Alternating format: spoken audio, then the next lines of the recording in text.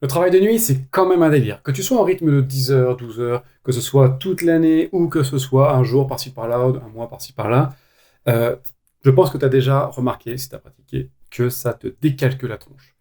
Alors oui, il y a certaines personnes qui sont faites pour vivre la nuit, il y a certaines personnes qui vivent beaucoup mieux les rythmes de nuit. Euh, Est-ce que vraiment on peut s'habituer au rythme de nuit?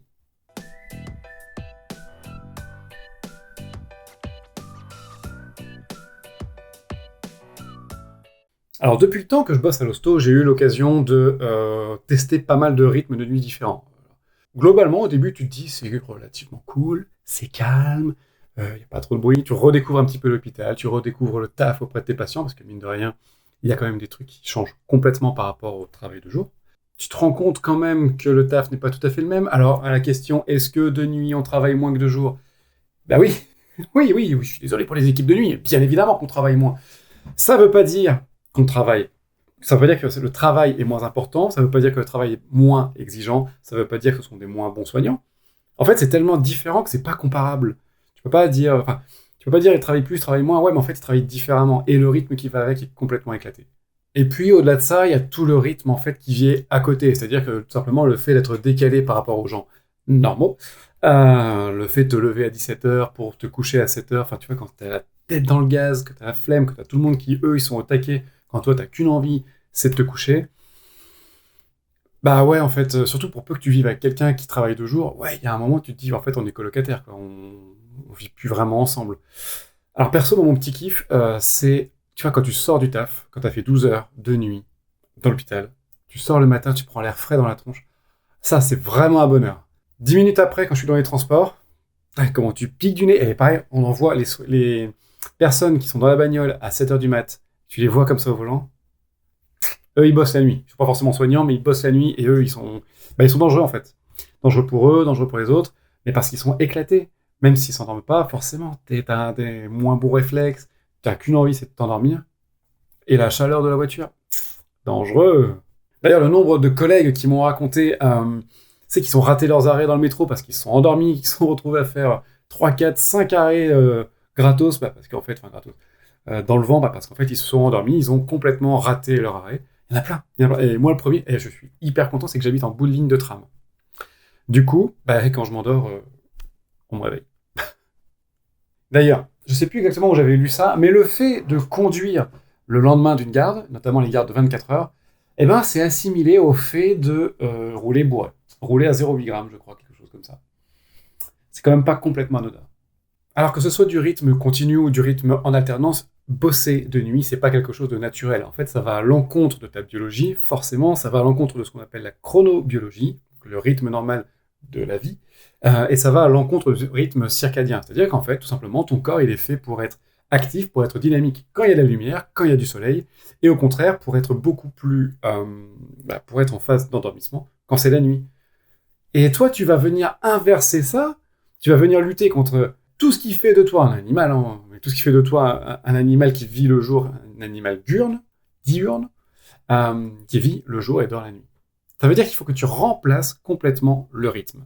Et puis les conséquences sont quand même pas tout à fait anodines. Si tu veux, quand tu commences à te plonger un petit peu dans les études de recherche qui ont été faites, alors certes, les résultats ne sont pas 100% formels. En tout cas, pas tous. N'empêche qu'ils tendent tous à dire la même chose. Il va y avoir 3 impacts importants dans ta vie en tant que soignant de nuit. Mais en plus de tout ça, cela impacte énormément notre santé, et notamment selon 3 facteurs. Le premier facteur qui est le facteur physique, puisque bien évidemment, le fait de travailler de nuit a un impact sur ton métabolisme. Les premières choses qu'on va retrouver, ça va être une dyslipidémie, une variation du taux de cholestérol, enfin du taux des lipides dans ton sang, avec un syndrome métabolique. Ça, le syndrome métabolique, j'avais fait une fiche sur le sujet, je te laisserai aller jeter un œil. On va retrouver aussi des troubles, notamment pour les personnes diabétiques ou qui sont à la limite, qui vont déclencher un diabète.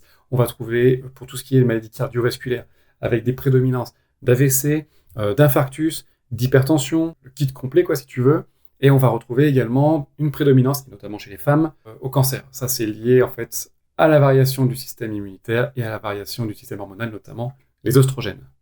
Deuxième chose, évidemment, tu vas flinguer aussi le côté psychologie. Le côté psycho de ta personne, en fait, va forcément être atteint Pourquoi ? Parce que le manque de sommeil, et ça par contre ça a été prouvé, ça c'est prouvé depuis longtemps, le manque de sommeil tend à réduire tes capacités cognitives, c'est-à-dire en gros tes capacités à résoudre des problèmes, à répondre intelligemment à un problème, mais aussi ça va te créer des troubles de la mémoire.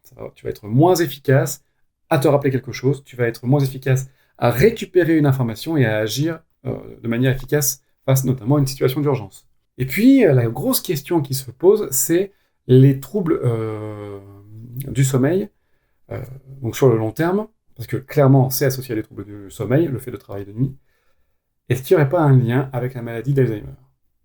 Et troisième point, tu as tout l'aspect social, où évidemment, en fait, tu te décroches complètement du rythme de vie classique, c'est-à-dire qu'en fait, que ce soit au niveau de tes potes, que ce soit au niveau de ta famille, mais que ce soit aussi toutes les structures, en fait, typiquement, si tu as besoin de prendre rendez-vous chez le médecin, tu as besoin de prendre rendez-vous avec n'importe quoi, hein, même ton coiffeur, j'en sais rien, tu as besoin d'aller chez le garagiste, pour toi, c'est considéré comme quelque chose de nuit.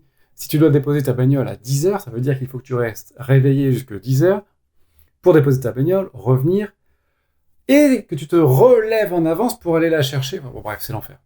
Ça te flingue sur les 3 versants. Du coup, comment faire pour ne pas trop subir ? Pour essayer de survivre un petit peu à ce rythme de nuit. Globalement, tu as 2 options. La première option, c'est la plus brutale, et c'est notamment celle qui va s'adapter pour les personnes qui ont des périodes longues de nuit. Ça va être de complètement inverser ton rythme. C'est-à-dire, au lieu de quand il est 20h, 8h du soir, tu vas imaginer qu'il est 8h le matin. Et inversement, forcément, à midi, il est minuit, à minuit, il est midi. Voilà, en fait, tu as compris le principe, tu décales tout de 12h. Et tu vas pouvoir, comme ça, te donner une idée et des horaires précis pour les repas, pour tes diverses activités. Bref, tu vas pouvoir essayer de structurer un petit peu ta journée, et notamment ton rythme complet. C'est intéressant aussi pour essayer de limiter tous les petits repas qui viennent se glisser, mais ça on en parlera tout à l'heure, et pour limiter un petit peu tout ce qui est la malbouffe. Alors, l'avantage, c'est que tu vis mieux tes nuits, globalement. L'inconvénient, c'est que tu perds énormément en vie sociale, puisque forcément, si tu fais des sessions de nuit 1 à 2 fois, enfin 1 mois ou 2 mois d'affilée, tu vas finir comme un ermite, couleur vampire, parce que tu vas pas voir beaucoup de monde. Tous ceux qui travaillent en horaire normal, tu ne vas pas les retrouver. Deuxième option, tu peux toujours essayer de récupérer un rythme de jour dès que possible. En gros, quand tu as fini ton cycle de nuit, tu vas essayer de ne pas dormir, ni le matin ni l'après-midi. En tout cas, tu vas essayer de tenir toute la journée jusqu'au soir, pour le soir te coucher à un horaire à peu près normal, même si on sait que tu vas être flingué et que tu vas te coucher beaucoup plus tôt que prévu. Ça, bien évidemment, ça ne fonctionne que si tu travailles en 12 heures ou en 10 heures, et ça fonctionne surtout quand tu as des périodes de travail, 2 jours on, 2 jours off, 3 jours, etc. Le système petite grande semaine s'y prête très bien. Je te fais un exemple, tu vas comprendre. Mettons que tu fasses vendredi, samedi, dimanche de nuit. Vendredi après-midi, tu commences par te coucher le plus tôt possible. 13h, tu commences ta sieste jusqu'à, moi j'allais 17h30, 18h. À partir de là, tu te lèves et tu vas taffer. Tu te lèves, tu récupères ta gamelle et tout ça. Bon bref, tu fais ta vie et tu vas taffer. Samedi matin, quand tu rentres chez toi, là, pas de problème, tu rentres, la bouffe, la douche, dodo. Bon, tu te relèves encore une fois le plus tard possible, tu vas bosser, etc. Par contre, donc tu fais ça vendredi, samedi, dimanche. Par contre, le lundi matin, tu vas essayer en rentrant chez toi à 7h, enfin 8h et tout ça, tu vas essayer de ne pas dormir. Alors là, par contre, il va falloir rester actif, il va falloir faire quelque chose, surtout pas s'asseoir dans ton canapé, parce que ça va être le piège, c'est vraiment le truc qui va te flinguer. Le lundi matin, tu essayes de dormir le moins possible. Ou alors, si tu essaies de dormir, c'est 20 minutes. Tu vois, 20 minutes en début d'après-midi après avoir mangé. En postprandial, il y a toujours le bon gros coup de barre qui flingue. Et ça va te permettre de ne te coucher que à 21h ou 22h, tu vois, pour récupérer, avoir une grosse nuit, et en fait, le lendemain, donc le mardi, mercredi, de pouvoir avoir un rythme de jour normal. Alors, les points positifs, c'est que c'est plus pratique pour la vie sociale, ça c'est clair que tu vas pouvoir continuer à voir tes potes, tu vas pouvoir continuer à voir un petit peu. Si tu as des activités, si tu veux faire du sport, tu veux des trucs comme ça, là, ça va être beaucoup plus facile à faire. Tu restes un petit peu dans le monde des humains. Point négatif, pas sûr que ça tienne sur le long terme. Tu vois, j'ai testé un petit peu les 2 modes, et franchement, je suis pas fait pour la nuit. Ni pour l'un, ni pour l'autre, c'est mort. Ouais, en fait, j'ai changé de décor, t'as vu ? Enfin, non, j'ai pas changé de décor, je suis en travaux, donc c'est pour ça que je fais la vidéo depuis le bureau, ce coup-ci. Tu me diras un peu ce que t'en penses. Toujours est-il que pour optimiser ton sommeil, pour pouvoir essayer d'être le plus récupérateur possible, Je vais te donner 4 pistes. La première, c'est qu'il faut qu'il y ait 0 lumière. Tu t'enfermes dans une pièce, volet fermé, rideau fermé, tout. Même ton téléphone, les notifications et trucs comme ça qui peuvent un petit peu popper, tu planques l'écran de ton téléphone. De toute façon, ton téléphone, il va pas être à côté de toi quand tu dors, normalement. Pourquoi ? Parce qu'en fait, ton cerveau, là, il est en rythme de jour, il va capter tout ce qu'il peut capter, comme lui disant « Hey, c'est le jour, là, faut s'activer, faut bouger, faut vivre !» Non, tout ça, faut le planquer, faut le bâcher. N'hésite pas à utiliser un petit peu les masques, tout ça, Oui, c'est chiant au début. On s'habitue. Et alors, pas beau gosse comme ça avec le masque ? Très honnêtement, on s'habitue. Pas de bruit. Deuxième point, pas de bruit. Le moins de bruit possible. Alors, tu préviens ta famille, bien évidemment. Tu coupes ton téléphone. Tu coupes ton téléphone, ça veut dire qu'il n'est pas en sonnerie, of course. Mais il n'est pas en vibreur non plus. Tu vois, tu enlèves tout ce qui peut te réveiller, en fait, tout simplement. Et ça t'évitera en plus d'être réveillé par des cadres qui te demandent de faire des heures sup alors que tu as déjà trop d'heures sup impayées. Bref, je dis ça comme ça. Pour le bruit, bien évidemment, l'option idéale, si t'as pas une pièce qui est complètement sonorisée, ça va être des boules caisses. Pareil, c'est pas forcément hyper confortable au début, mais si tu prends des boules caisses, des vraies, on s'habitue. Franchement, on s'habitue pas mal. En tout cas, ça va être bien pour l'endormissement. Pas de café, pas de thé, pas de boisson énergisante, bien évidemment avant de dormir, mais pas avant de dormir, c'est-à-dire que moi, mettons, je me couchais à 8h, et ben je m'arrêtais à 4h du matin à boire tout ce qui pouvait m'exciter un petit peu. Bah ouais, calme-toi avec le gingembre, c'est pas tout à fait ce que je voulais dire. Ça peut paraître évident, mais alors le nombre de personnes... Non mais moi le café ça me fait plus rien. Ah mais je suis insomniaque. Bah ouais mais en même temps... Même si t'as l'impression que le café ça te fait plus rien, écoute, arrête tes conneries. Ça m'énerve, je te jure. Écoute, si le café ça ne te fait rien, passe au déca. T'auras le goût, ok, et on en reparle dans un mois. Et puis le 4e point, c'est d'essayer de se tenir à des horaires fixes, des horaires vraiment quasi militaires. Hein. J'exagère un petit peu, mais... Encore plus, déjà, on devrait avoir des horaires fixes de sommeil pour la vie de tous les jours. Ça aide énormément, je te jure, ça m'a changé la vie. Mais de nuit, c'est encore plus important, puisqu'en fait, globalement, chaque activité va venir bouffer ton sommeil, alors que tu es déjà en dette de sommeil. Donc, lâche ton téléphone, fous-le loin, arrête de glander devant Netflix, tu peux te poser un petit peu le temps de décompresser en rentrant, mais arrête de bitcher Netflix, arrête tes écrans, et dors, en fait. À telle heure, t'as prévu de dormir, t'as prévu de te réveiller à telle heure. T'es réveillé dans ton lit, tu dois te réveiller à 17h, il est 15h, t'es réveillé. Bouge pas, reste dans ton lit, tranquille, respire. Tu vas voir, ça va continuer à te reposer, ça va continuer à te faire énormément de bien. Profite. Donc on a terminé sur le chapitre sur la gestion de l'énergie, on va partir sur un autre gros chapitre qui est la gestion de l'alimentation. Eh ben oui, puisque je t'ai dit que c'est quelque chose qui avait énormément d'impact sur notamment les risques de diabète, les risques d'obésité, les risques de troubles alimentaires. On va parler un petit peu de tout ça. Le problème de la nuit, c'est que c'est vraiment le truc de la malbouffe. C'est vraiment le monde de la malbouffe.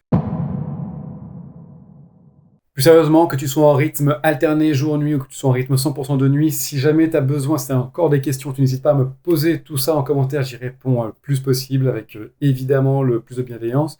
Si vous avez besoin d'une vidéo complémentaire pour pouvoir essayer d'aller un petit peu plus loin sur les rythmes de nuit, sur comment j'ai réussi à survivre malgré tout, il n'y a pas de problème, on pourra faire une partie 2.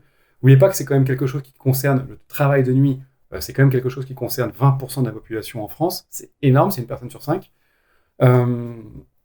C'est quelque chose qu'on peut partager. Tu vois, ce que je t'ai dit, à tout ce que je t'ai présenté, ça ne s'adresse pas qu'aux soignants, ça s'adresse clairement à toutes les personnes qui bossent, ceux qui bossent à l'usine, ceux qui bossent complètement en décalé, tu vois, à partir du moment où, tu vois, quand je bossais à Auchan, quand je bossais en grande surface, faut pas dire des noms, quand je bossais en grande surface, que tu te lèves à 3h du mat pour commencer à 4h, ouais, bah c'est clairement du rythme de nuit aussi, hein. Donc tout ça, ça peut aider les personnes qui sont concernées. Donc tu n'hésites pas à faire tourner la vidéo. Et si jamais tu as encore des questions, je t'ai dit, tu me laisses tout ça en commentaire, tu me contactes sur Instagram, on se dit à bientôt. Peace. Et sans claquage de main, ce sera encore mieux pour les oreilles de la personne qui va débrief.